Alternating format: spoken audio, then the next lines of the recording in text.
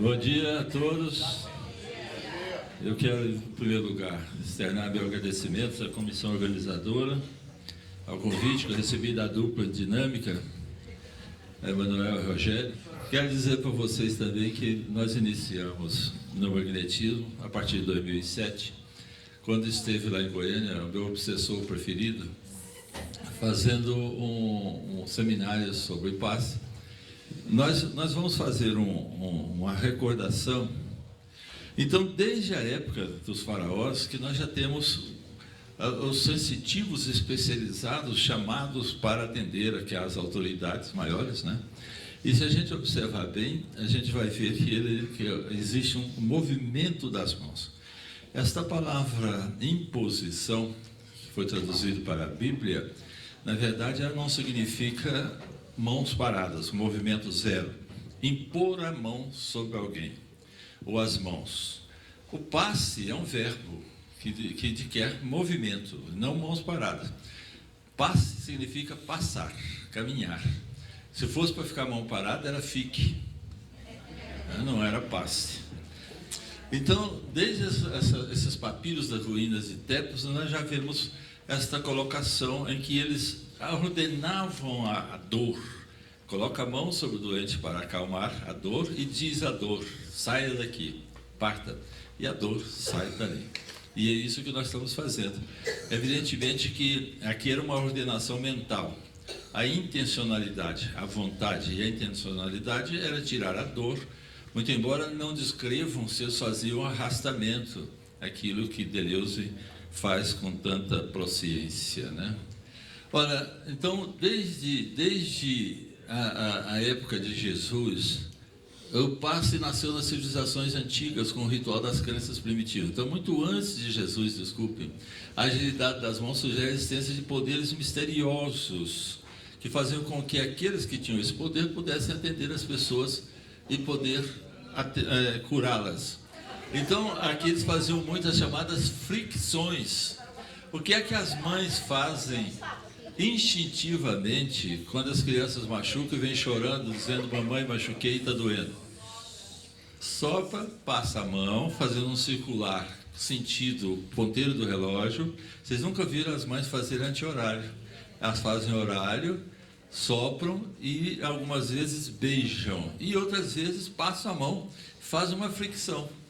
Isso era muito usado. E devia ser até gostoso, né?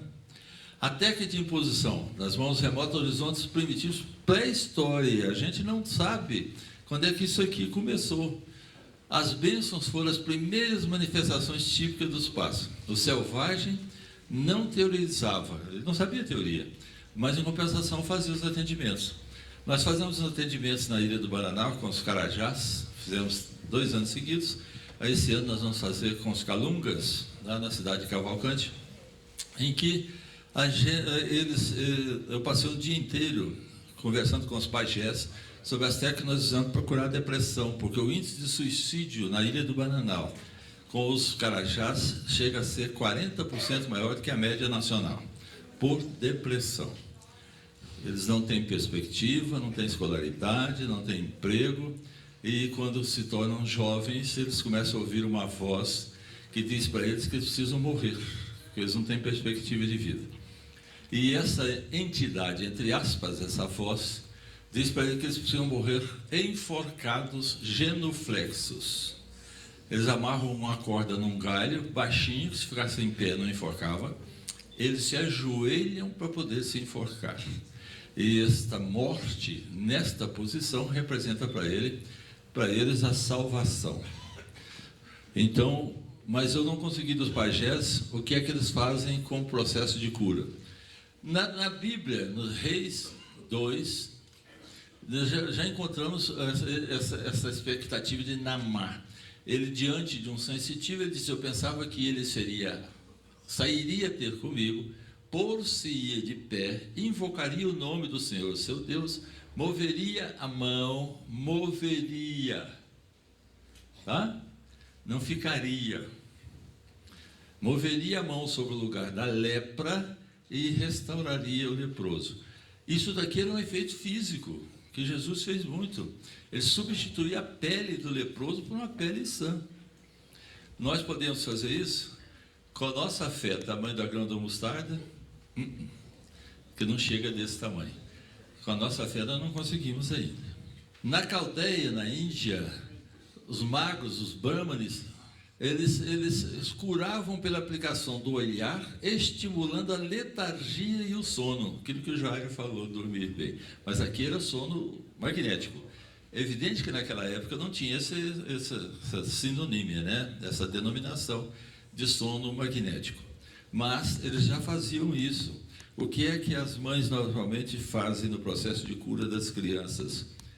Canta, nina, nenê. Quando não é obsidiada, porque a obsidiada canta mula sem cabeça, né? Canta uns negócios meio doido. Dorme que a bruxa vem aí, não sei o quê. As mães, não é, que tem já uma amorosidade, botam as crianças para dormirem. No Antigo Egito, os sensitivos colocavam as mãos, principalmente no templo da deusa Ísis. Multidões aí ocorriam procurando alívio dos sofrimentos junto aos sacerdotes, que eles aplicavam a imposição de mãos. Olha aqui. Na medicina antiga, se você tivesse um problema de hemorroida, uma inflamação, o doutor pegava um ferro em brasa e queimava a sua hemorroida. Você imagina o pós-operatório desse negócio, como é que era, não é? Fezes ácida, passando por uma ferida aberta, de uma queimadura, você iria sair pelado no corredor. As cirurgias, a anestesia era troncular. Olha aqui. O cara não dá conta de ficar quieto, a dor era demais. Nos filmes de cowboy, o que eles fazem? Enche o cara de uísque, tá lembrando? Embebendo o cara, fica mais fácil. Aqui não tinha uísque naquela época, que eles faziam? Anestesia troncular. E nós aprendemos nas guerras a amputar a perna, amputar braços. Isso tudo foi com o progresso da humanidade, porque até essa época aqui, a gente não podia dissecar o cadáver. Quando começamos a dissecar cadáver, foi uma heresia. Alguns dos médicos foram queimados em fogueira, porque foram para o segredo do corpo humano. Mas, com o passar do tempo, a gente aprendeu, dissecando esses cadáveres dos nossos irmãos. Evidentemente que se algum espírito tivesse ligado ao corpo, ia ser uma brincadeira não gostosa, né?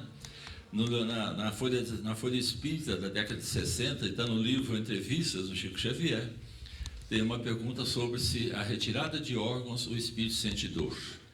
Aí vai depender da ligação material dele com o seu corpo. Algumas teorias apareceram sobre o tomar da urina. Um padre apareceu aí na televisão falando que se tomasse urina, você sarava das inflamações. O velho meu pai levou isso aqui muito a sério. Na fazenda dele lá em Santa Helena, o pessoal ia mexer com gado, levava coice, aí botava a meninada em fila, mijando no mesmo litro e dava para o cara beber.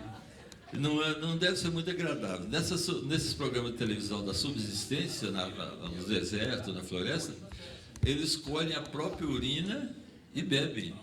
Deve ser um negócio meio danado. Na antiga Grécia, havia templos dedicados ao Deus da medicina. Deus com D minúsculo, lógico. Na Faculdade de Medicina de Goiás tem lá a sala Asclépio, que era o Deus da medicina, onde os doentes eram curados de forma sobrenatural durante o sono. Por que do sobrenatural? Porque não tinha explicação. Eles não sabiam do sonambulismo. Não sabiam do sonambulismo magnético nem do sonambulismo natural. E o paciente, no sono, durante o sono, a gente sabe, pelos estudos de Kardec e de André Luiz e Emmanuel, que a gente desdobra, vai para a parte espiritual na companhia dos espíritos que a gente passou com eles o dia. Aí é fácil a gente perguntar, no fim da tarde, que tipo de companhia espiritual eu estou levando para minha casa. Na medicina da magia, principalmente na África, existe a extração de uma enfermidade introduzida por magia, feitiço. Na revista espírita da Federação Espírita Brasileira, o Reformador, eu não me lembro mais o número, mas tem uma pergunta lá: o mal feito existe? O feitiço existe? A praga existe? A gente vive vendo praga, até praga de mãe, não é assim? Menina muito trabalho, mãe vai, você vai casar, você vai ter filho, você vai ver o que é bom. Ou seja, já jogando praga no coitado. Ainda hoje, principalmente no Peru e na Bolívia, existe muito o xamanismo. Se vocês entrarem na internet, no grupo CAPC, Florianópolis, é um hospital dedicado à cura do câncer, e eles têm lá um centro espírita chamado Nosso Lar. Eles usam lá os xamãs, esses espíritos, são colaboradores na vigilância da entidade. Nós sabemos que todas as nossas casas espíritas têm um cordão fluídico em volta, onde só penetram aqueles espíritos que são permitidos pela espiritualidade. E esses xamãs são muito usados também para isso e fazem muitas curas, principalmente durante a reunião pública, na evangelização.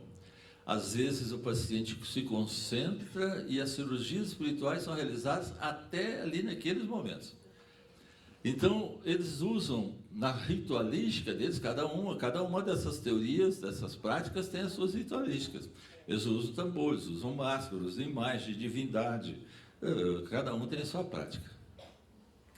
Na Idade Média, com o passar dos tempos, os curandeiros e as bruxas, que beleza, foram perseguidos. Não só naquela época, os nossos livros espíritas foram queimados na Espanha, foram queimados no Brasil, e até hoje tem muita gente por aí pegando os livros e dizendo para a turma queimar. Não tem importância nenhuma, a gente faz outro. Então, esses curandeiros que ficaram famosos, entre eles o rei Olavo, que era tido confessor, santo rei da Noruega, e vários outros, sensitivos, embora nobres. Então, não é coisa só de nós, os pobrezinhos, né? A influência do cristianismo começou na Idade Média, aí vem que toda doença era fruto do pecado. Para não ficarem muito danadas, inventaram o tal do pecado capital. Quem mora no interior, perigo nenhum, né? Tá salvo. Então, pecado capital. A possessão pelos demônios e a feitiçaria também eram aceitos como causas de enfermidades. Quantos sensitivos não foram queimados em fogueira porque exerciam a cura? Aquela sonâmbula ou benzedeira com a qual Kardec se consultou para resolver o problema da visão dele, em que ele foi diagnosticado pelo oftalmologista da época. Pensar na oftalmologia naquela época é um negócio incrível, né? E ele disse que o Kardec tinha uma doença infecciosa, inevitavelmente cronificaria, enquanto que a sensitiva disse, não, essa doença é só inflamatória, 60 dias você está bom. E ela curou o Kardec. Então o Kardec não só pesquisou, mas também usou. E a igreja, com isso, ela exerceu uma influência danada, mandando queimar gente, que não foi brincadeira. Eu não sei se nós, naquela época, não fomos queimados. O tratamento principal da igreja, recomendado, era feito pelo arrependimento, pela oração, pelos sacrifícios. O uso de remédios se torna então secundário e deveria ser acompanhado pela oração. Você só podia tomar um remédio se rezasse antes. Isso é uma coisa boa. Você potencializa o efeito do seu remédio, magnetizando a água que você vai tomar, magnetizando o remédio que você vai tomar. O problema é que nós somos muito automatizados, apressados. Eu vou tomar o remédio, então jogo, já engulo, não faço nada. Eu vou tomar banho, eu nem magnetizo a água que eu tomo. Eu vou tomar minha água, eu não lembro de magnetizar essa água. Então, isso aqui é uma coisa boa. A magnetização pelo olhar, nós temos descrito em Atos dos Apóstolos, no capítulo 3, 1 a 10. Vocês se lembram dessa passagem em que João e Pedro chegam à escadaria do templo, existe um coxo ali, e o coxo pediu para eles moedas de ouro e de prata. E eles responderam, principalmente Pedro, que eles não tinham nem moeda de ouro nem moeda de prata. Mas se o coxo, olhasse nos olhos dele, ele deve ter olhado nos olhos de um só, né? Não dava para olhar nos olhos dos dois, a não ser que ele fosse estrábico, né? Aí ele olhou nos olhos do Pedro e o Pedro disse para ele, olha, não tenho dinheiro, mas o que eu tenho eu te dou. Em nome do Nazareno, levanta-te e anda. Olha que coisa linda, não é? A briga é, o coxo estava na calçada ou estava na escada? Estão brigando por causa disso. O fato é, o coxo foi curado. Onde é que ele estava não interessa. Oh, meu Deus. Mas é assim. Jesus ressuscita a filha de Jairo. Está em Mateus 9, 18, 26. Lucas também descreve, Marcos também descreve. Jesus cura um cego no dia de sábado. Ele era um revolucionário. Ele não obedecia às leis, os costumes daquele povo. Ele, até no tanque ele curou um, e o povo ficou danado da vida. Ele não ficou satisfeito, resolveu curar um cego também, que chega para ele e diz: Senhor, se quiseres, eu vejo. Ele falou: eu quero. Pronto, estava curado. Não descrevem a técnica. Nos livros de André Luiz, principalmente nos Missionários e no Mensageiros, não existe uma descrição, às vezes, da técnica. Existe a descrição do resultado. E a gente tem que entender isso. Nem sempre a técnica é descrita. Nós aprendemos daqui que a arte de curar através da influência magnética era prática normal desde os tempos antigos. Sobretudo no tempo de Jesus, quando os seus seguidores exercitavam a técnica da cura fluídica através das mãos. Não era só as mãos, a gente sabe disso, mas principalmente através das mãos. Tem muita gente muito passista, que de humildade tem qualquer coisa de pequeno, diz assim: eu dou passe igual Jesus. Olha, nós estamos num mundo de 4 bilhões e meio de anos. Nós começamos a andar sobre 2 pernas, até então a gente andava sobre 4. Nós só aprendemos com o atingimento da fase da razão a diferenciar o que era o bem e o que não era bem. Quando estuda a Bíblia, é preciso entender o que é que está se estudando. Como diz o Haroldo, é preciso a gente ver as parábolas, questionar as parábolas, questionar o questionamento da questão. Vai questionando, até você entender a parábola. Quando Jesus curava, ele o fez à distância, ele fez presencial com cuspe misturado com terra. A mulher hemorroidária, ele não fez técnica nenhuma, mas ela pela fé tocou naquela orla azul da túnica judeia de Jesus, ou judia de Jesus, porque os judeus acreditavam que ali naquela orla azul era a região da cura, e ela, crente nisso, foi lá e tocou e sarou. Então, falar que Jesus só impunha as mãos é uma heresia bíblica, não é? Mesmer, nascido em 23 de 5 de 1733, nessa cidade de Weil, na Áustria, educado em colégio religioso. Nós temos que lembrar que o colégio religioso naquela época lá é tudo católico, né? Ele estudou filosofia, teologia, direito, medicina, ele era bobinho. Dedicando-se também à astrologia. No século XVIII, após estudar a cura mineral magnética, ele usava um imã, usava muito imã. O Sérgio Felipe, aqui na USP, fez um trabalho, está na internet, chama Psiconeuroimunoendocrinologia. Então, após estudar o Sérgio Felipe está usando o magneto, ele faz o magneto eletricamente e coloca ou no frontal ou no coronário, e aí para ir lá na região límbica cerebral, onde substitui aquela energia que dá prazer ao uso da droga, do álcool, do fumo, etc. Ninguém pode falar que não dá prazer, se não desse prazer ninguém usava. Tira aquela energia, substitui pela energia do ímã. Enquanto na nossa casa, no Ramatice, tem um grupo fazendo esse mesmo trabalho, só que ao invés da energia do ímã, eles colocam a energia humana e espiritual, e também da natureza, substituindo aquela energia do uso, do gosto do uso da droga, do prazer do uso da droga, por energia com os 3 ectoplasmas, A, B e C. Com isso, tira essa energia do prazer, substitui pela energia do não usar, dando ao paciente uma possibilidade de um tempo maior, sem sofrimento, de se ter por um tempo mais longo. É um trabalho muito interessante.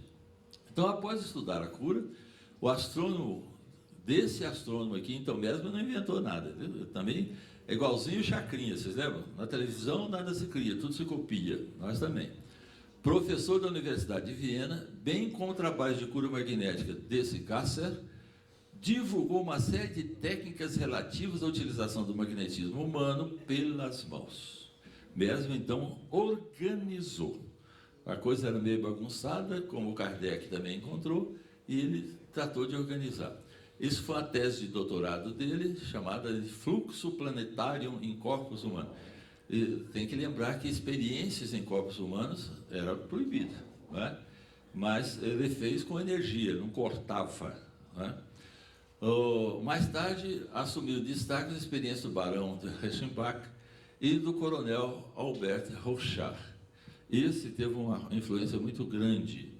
Mesmer admitia a existência de uma força magnética que se manifestava através da atuação de um fluido universalmente distribuído, fluido cósmico universal, que se insinuava nas substâncias dos nervos e dava ao corpo humano propriedades análogas ao do ímã.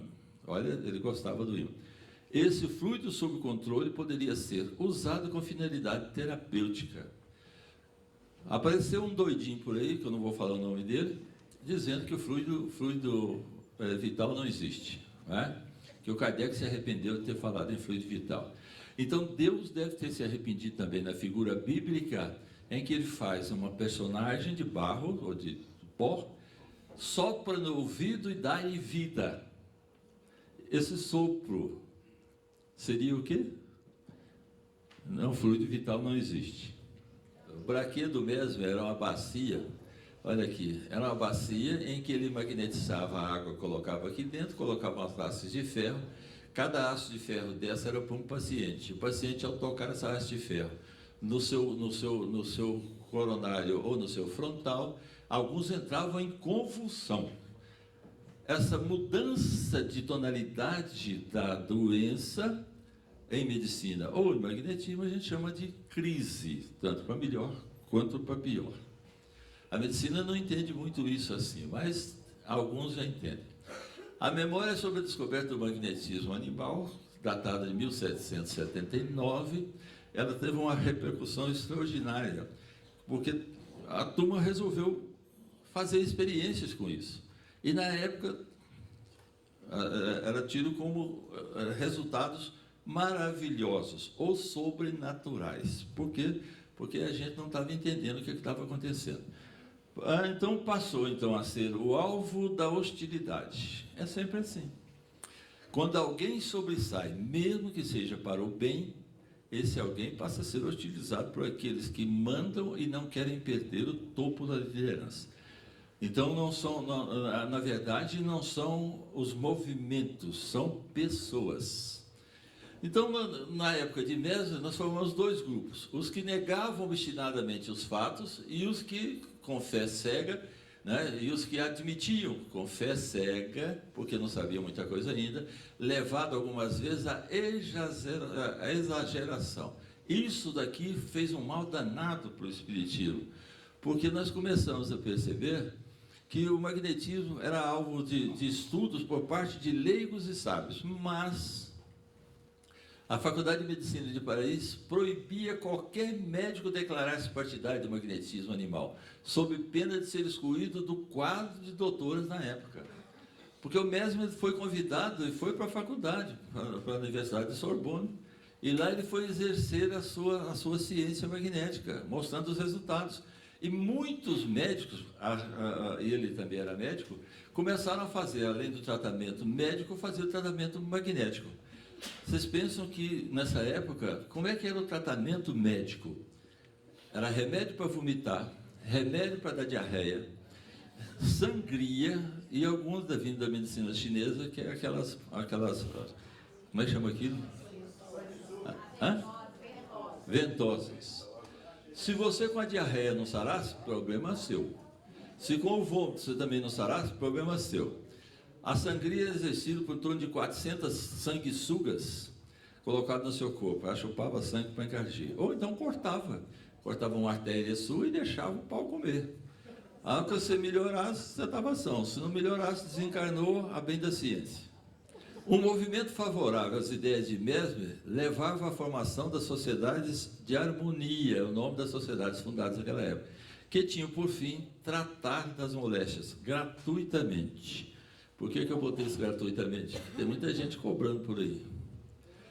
Barão de Putet, que foi aquele mais amigo do Kardec, fez esse comunicado. Nunca medicina ordinária, esse aqui não é no sentido de ruim não, tá? É a corriqueira, aquela que existia. Ofereceu ao público o exemplo com tantas garantias. Olha que coisa linda. Em 1831, a Academia de Ciências de Paris, reestudando os fenômenos, reconhece os fluidos magnéticos como realidade científica. O que acontece? 6 anos depois, retratam-se e falam, esse negócio de magnetismo não existe. Há alguma semelhança com a reencarnação? Que é tido como lei natural, até que aconteceu um certo concílio ecumênico, e aí o Papa de então disse, olha, esse negócio de reencarnação não existe mais, da agora para frente não vamos mais falar em reencarnação. E ele parou de reencarnar, normalmente. Provável causa desse refluir da Academia de Ciências de Paris. Os procedimentos adotados pelos magnetizadores para honrar, para tomar esta doutrina popular, para tornar essa doutrina popular, teatralizando a série de fenômenos que ocorriam com encenações ruidosas. Por isso que na Conduta Espírita, na página de Valdo Vieira, tem uma lição sobre o passe, para a gente não fazer movimentos bruscos. Mas não falou para não fazer movimento. Falou para não fazer movimento brusco, ruidoso. Em algumas casas espíritas que o passista funga, tem muita gente que acha que o fluido é mais poderoso, forte. Tem gente que fala, não, eu vou tomar passe com aquele que funga ali. E esse é forte. É com esse que eu quero tomar passe. As comissões optaram pela condenação do magnetismo, então. Os seguidores de Mesmer, entretanto, continuaram a pesquisar e experimentar. Nós fizemos um programa de televisão em Goiânia sobre clonagem. E um amigo que estava representando determinado movimento religioso, ele disse assim, olha, eu quero dizer para vocês que o fulano de tal, ele falou a função dele na igreja, é contra a clonagem. Aí passaram a palavra para esse obsessor aqui. E eu disse, olha, uma atitude obsessiva, né? Eu tenho que ser verdadeiro comigo mesmo, né? A partir de hoje, aqueles que estão fazendo clonagem, lá na Itália, aqui no Brasil, vão tremer nas bases, porque o doutor fulano aqui é contra a clonagem. Então a ciência vai parar de caminhar porque alguém é contra. O que aconteceu com o magnetismo? O magnetismo não parou, não. Pode ser contra, vá à vontade. O Marquês de Puysegui descobre o estado sonambúlico do hipnotismo. Olha, a coisa foi caminhando. Seguem-se-lhe os passos. Olha quanta gente que seguiu os passos dele, quanta gente boa. Barão de Putet, Charles Fontaine. Tem um livro já traduzido também do Charles Fontaine, vocês podem consultar, desses magnetizadores antigos. Outros pesquisadores seguiram-no, Charcot, Janet, Meyers, eu não sei como é que pronuncia aquele nome lá, não sei se vocês pronunciam, o Binet e outros. Esse Charcot, inclusive, estudando o cérebro com muita sinceridade, né? Em Paris, o magnetismo atrairá a função do pedagogo, professor Rivel. Rivel, ou Rivail, se quiser, integrava o grupo de pesquisadores formado pelo Barão de Putet, dirigente da Sociedade Mesmeriana, que é uma sociedade de magnetizadores. Portanto, quando eles falam que Kardec precisa sair da codificação espírita, porque eles não conseguem dissociar o espiritismo do magnetismo, não tem jeito. Então, é melhor fazer o quê? Tira o Kardec logo, porque acaba com tudo. Os vínculos do futuro codificador com o magnetismo iniciam-se em 1854. Ele estudou magnetismo 35 anos. O espiritismo começou em 57. Durou quanto tempo? Em torno de 5 anos. Então ele é muito bobinho, porque ele dedicou 35 anos para o magnetismo e dedicou 1/3 disso, ou 1/4 disso, ao espiritismo. Então ele era realmente um cara desinformado. Ora, como é que ele foi parar nas mesas girantes? Através de um magnetizador chamado Sr. Fortier. Lá, nessas mesas girantes, ele percebe que não tem condição de admitir que um objeto inanimado, sólido, não vá ter uma condição de responder perguntas inteligentes com respostas inteligentes. É evidente que quando ele chegou lá, a coisa não era muito inteligente. O que as mocinhas queriam saber? Eu vou casar com quem? Um herdeiro, com um príncipe? Não é? Todo mundo queria um príncipe para casar, ninguém é bobo, né? Os rapazes queriam uma princesa. Então eram muito frívolas as perguntas. O Kardec resolveu botar ordem na bagunça. Começou a fazer perguntas mais inteligentes. E ele escreveu na Revista Espírita, de março de 58, o magnetismo preparou o caminho do espiritismo, dos fenômenos magnéticos, do sonambulismo e da êxtase às manifestações espíritas. Sua conexão é tal que, por assim dizer, é impossível falar de um sem falar do outro. Quem está falando isso é Kardec, não somos nós. Portanto, se o Kardec falou isso, por que agora querem tirar o Kardec e querem nos tirar o espiritismo também? Kardec abordaria ainda, na Gênese, a questão das curas através da ação fluídica. Passes ter percorrido um longo caminho desde as origens da humanidade até chegar ao estudo prático, ao estudo teórico, e com vários nomes: magnetoterapia, fluidoterapia, bioenergia, imposições das mãos, tratamento magnético, transfusões de energia, mediunidade. O Kardec considera tudo como uma coisa só. Dupla vista, não é. Dupla vista é anímico. Ora, com isso, se o Kardec considerou, como é que nós estamos hoje? Eu reverencio aqui aqueles que estão estudando com mais afinco esse nosso movimento. Jacomelo, Adilson Mota, para quem nós devemos endereçar as nossas preces, está se recuperando bem, graças a Deus. Ana Vargas, Marcela, que está aí, né? Ivan e tantos outros. Passamos para a fase agora de pesquisa crítica. Olha só, científica, que é crítica. Ou seja, nós vamos passar daquela fase da só observar, aceitar, sem raciocinar, para uma fase que nós vamos pesquisar para aceitar com raciocínio lógico. Isso é pesquisa científica. No processo da pesquisa, o homem refuta tudo que não pode ser provado e vai se afastando do imponderável. O que nós fazemos? Nós observamos um fato, fazemos uma hipótese para formar uma hipótese testável para explicar as observações. O que o Fleming fez em 1927?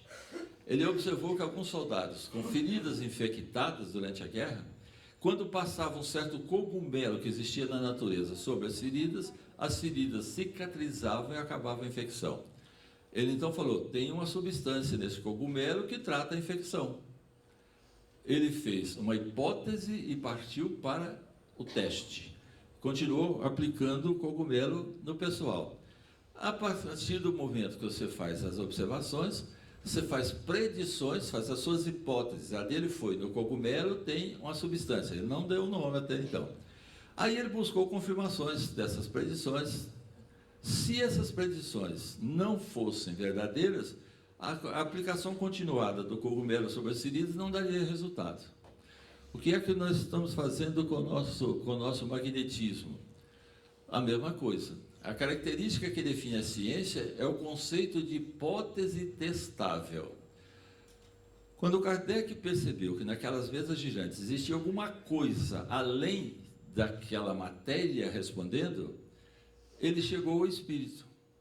Quando ele chegou ao espírito, o que ele fez? Perguntas distribuídas em muitas regiões por vários médiuns, pegando as respostas, fazendo as suas conclusões. E daí nasceu o primeiro livro dele, que foi o Evangelho, não é isso? Hã? Foi qual? Livro dos Espíritos. Dos Espíritos. Não é das Espíritas, não. Tá? Uma hipótese testável deve fazer predições que podem ser validadas por observadores independentes. Foi assim com as cirurgias. Quando Barnard, em 1958, vocês nem tinham nascido, fez a cirurgia do coração de um sul-africano, transplante de coração, ele fez uma metodologia do transplante. Isso só podia ser validado se outros cirurgiões fizessem a mesma cirurgia com a mesma metodologia, mostrando que o método era bom. É assim que a ciência caminha. Quando alguém inventou a vacina, foi, se você tomar a vacina que é um vírus atenuado, a doença pode até chegar, mas você já tem defesa. Como é que testa isso? Vacinando. Vacinando, gente. Lembra disso, hein? Exemplo, a cura da depressão pelo magnetismo. Foi preciso que o Jacó sofresse na carne dele, né, em espírito e carne, a depressão, porque ele se interessou pelo estudo aprofundado da depressão. Então, tome cuidado quando vocês forem pedir coisas para os espíritos, eles levam a sério. Eu quero entender melhor a depressão. Nada melhor para entender do que... Pronto. Então, quando você for pedir para o espírito, eu preciso de felicidade, fala para ele o que é a sua felicidade. A sua felicidade, para o lado dos espíritos, é pagar o que você deve. E se aprimorar. Aí vem a doença, mas eu não quero doença, mas o que você pediu? Então toma cuidado quando você está pedindo. E lembre-se, nada mais fofoqueiro do que espírito. Porque você pede uma coisa para um, ele passa para um punhado. O André Luiz fala isso lá. Nesse livro, Mecanismo da Mediunidade, nesse capítulo 1, o André Luiz e os espíritos que o orientam foram estudar ondas e percepções. Nós estamos nessa fase, nós raciocinamos, pensamos, nos exprimimos, tudo em onda. O nosso coração faz as suas pancadas, liberando energia, que são ondas que podem ser captadas. Nós vamos ver isso daqui um pouquinho. Então, tudo onda. As pesquisas usando, então, esses batimentos cardíacos. Existe um método chamado coerência em medicina. O que é coerência em medicina? É um estado ideal em que o coração, a mente e as emoções estão funcionando em sincronia, equilíbrio, gerando muitos benefícios. Foi o que o Jairo falou. Quando não está em sincronia, gera desarmonia e gera doença. Aqueles pilotos que estavam nas naves, a NASA ficou preocupada para saber qual o grau de estresse desse pessoal que vai para lá, fica lá isolado, lá em cima, lá, às vezes 2 meses, 3 meses, 6 meses. O que eles fizeram? Eles inventaram esse método chamado N-Wave, em ondas. Um sensor na orelha daquele que vai ser testado transmite a um computador, através de um programa específico implantado nesse computador. Aqui tem um receptor daquele estímulo que é gerado pela sístole e pela diástole, bate, e quando relaxa, isso gasta energia, e tem o ruído que a gente escuta. Esse ruído tem características que, se mudar, a gente fala, seu coração não está bem, está acelerado, está batendo menos, tem êxtase, como é que está?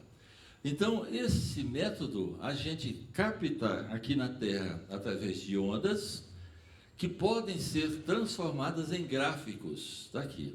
E eles transformam isso em colunas. Coluna vermelha, energia estressada.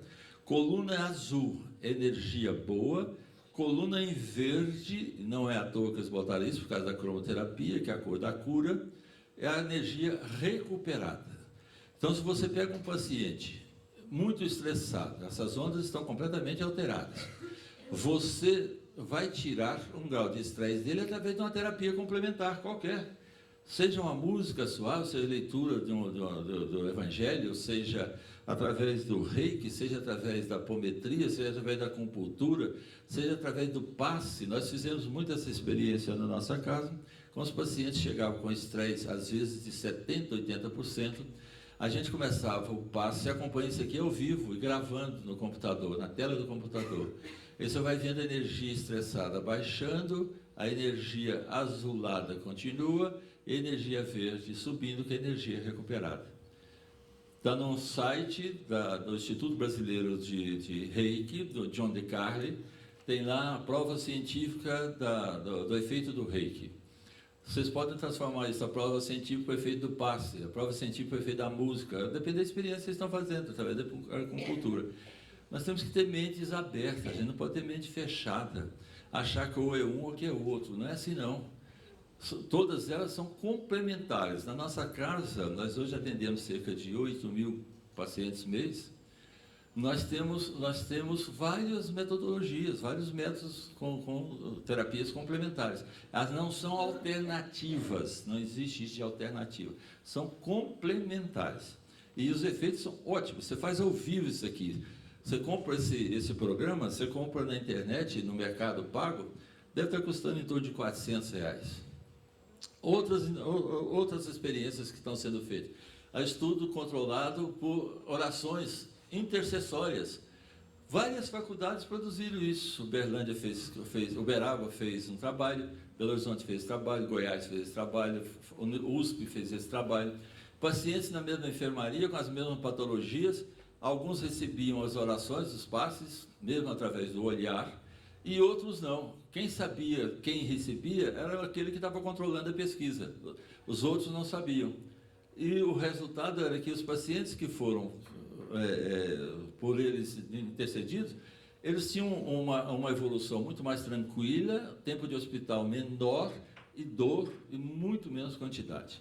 Isso, e tem um trabalho também na unidade coronariana de Brasília e outro de Campo Grande, onde um cardiologista fez isso com os pacientes recém-infartados. Aqueles pacientes que tinham capacidade de perdoar sofriam menos. Nos anais da medicina interna, tem alguns trabalhos sobre a eficácia do tratamento à distância, que vai ser discutido aqui, por isso eu vou ficar quieto. A bioeletrografia, que é um método que está sendo utilizado muito aqui no Brasil, graças a uma pesquisa de um padre gaúcho, que depois vazou daqui, mas o Milhome pegou isso lá no Paraná, e fez um aparelho de bioeletrografia, que é o magnetismo, a corrente elétrica, o fluido vital, você pode chamar do que quiser. E aí, isso é registrado no aparelho. Você põe a polpa do dedo em cima de uma placa de sensibilidade. Em alguns aparelhos isso é fotografado e em outros é ao vivo. Tem um aparelho russo que você põe o dedo e aparece na tela do computador. Enquanto que esse aqui do Milhome ainda tem que fotografar, se bem que já está sendo digitalizado. Então, a sua energia caminha. Essa energia é registrada em ondas e na chapa aparece a sua imagem, a imagem da polpa digital que você colocou sobre a placa. Cada dedo nosso, pelo espectro do professor Koratkov, nós vamos ver daqui a pouquinho, essa aqui é o Milhome aqui no Paraná. Isso aqui é uma bioeletrografia de uma pessoa em seu estado de excelência físico, mental, emocional e espiritual.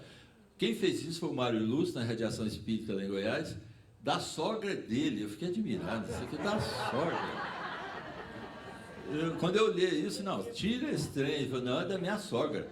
A bioeletrografia da minha sogra é igual a do Chico Xavier. Meu Deus! Olha, o Koratkov, que é um estudioso russo, veio e botou aqui um gráfico em cima disso, e cada polpa digital se relaciona com uma parte dessa figura. Aqui o intestino grosso, o colo cervical, o transverso, vai até lá no reto. Aqui a coluna torácica, lombar. Então, cada fotografia que você faz tem relação com uma região. Você vai poder encontrar nestas fotografias uma lesão perispiritual que ainda não chegou ao corpo. Aqui nesse paciente, foi um médium da casa, que ele observou que essas estrias, olha, elas não estão tão bonitas, mas principalmente daqui, e que se relacionava com o intestino. Aí ele perguntou para o paciente, você está com diarreia? Ele falou, não. Olha o que aconteceu. Ah, não trouxe ela. 3 dias depois, acho que está aqui mesmo, foi dito a ele para consultar o médico, pois ela iria aparecer, né? Ela estava ainda a nível de perispírito. 3 dias depois ele teve a danada diarreia. Então isso estava lá no perispírito. Então você pode encontrar câncer, você pode encontrar doenças que você programou. E que às vezes você vai ter que mudar isso energeticamente, pela sua mudança. Aqui de um paciente em depressão, observe que vai desaparecer a estrutura normal, aquela estrutura do meio some, e aqui está o grau, paciente normal, vai desaparecendo essa estrutura, até chegar nessa fase aqui. O que é que nós estamos fazendo? Tratar o paciente nessa fase aqui, fazendo a regressão, fazendo todo esse trajeto, fazendo ele voltar aqui. Pode voltar aqui? Pode, depende dele também. Só que aqui nós aplicamos aquela sabiência de Jesus, não vai, não peques mais. Se você não mudar de hábito, a coisa volta. Outros estudos, o Sérgio Filipe fazendo esse estudo lá, entra no site Uniespírito, que vocês vão ver todas essas experiências, ciência, serviço da espiritualidade. Tem a Associação Médico Espírita do Brasil, com muitos trabalhos, agora vão reunir agora lá no Piauí, Teresina. Tem aqui o filho da minha mulher, Sérgio. Ele fez um trabalho mostrando que a dopamina pode ser um marcador de mediunidade. Isso daqui ele pegou um paciente fazendo esse eixo hipotálamo e hipófise-adrenal em indivíduos com ou sem mediunidade. Experiências anômalas em contexto religioso, dentro da casa espírita.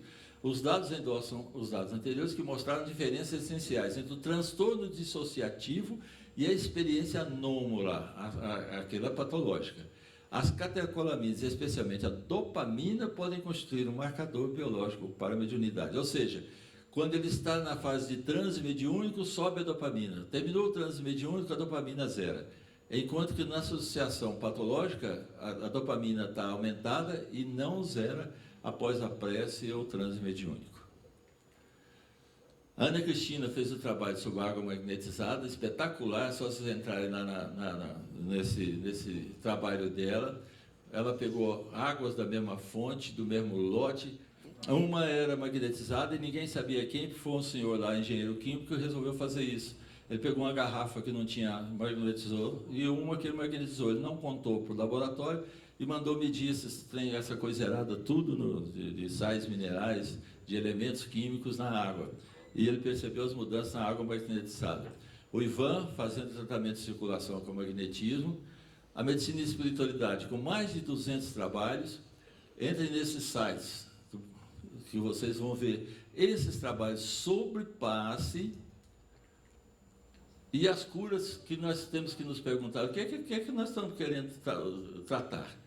O que é que depende de nós, os passistas?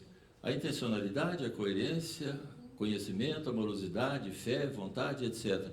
E do assistido, o que é que depende? Merecimento, fé? Esse tal de merecimento é uma briga que eu tenho com ele. Como é que eu vou saber se alguém tem merecimento ou não? Não é? Na verdade, o que importa é como nos comportamos nesse processo individualmente. O Jesus, andando sobre as águas, ele chama Pedro. Vem, Pedro. Pedro dentro do barco. A fé do Pedro é igualzinha a nossa. Ele falou, tá bom, eu vou, mas botou uma boia subaxilar e botou 2 boias em cada braço. Aí Jesus fala para ele, vem, Pedro. Ele falou, estou indo, Senhor. Jesus vira e fala, ufa. Ou seja, é a nossa fé. O que importa, então, é como nós estamos nos comportando nesse processo. Como é que nós estamos? Allan Kardec falou que o magnetismo não pode se dissociar da moralidade. Então, como é que nós estamos nos comportando nesse processo? Essa autoanálise nós precisamos fazer, cada um fazer a sua. Porque como é que nós estamos participando desse processo? Estamos só participando, fazendo movimento, achando que estamos curando tudo? Como é que é a história? Isso nós temos que ver. Muito obrigado, desculpe a correria. Um abraço.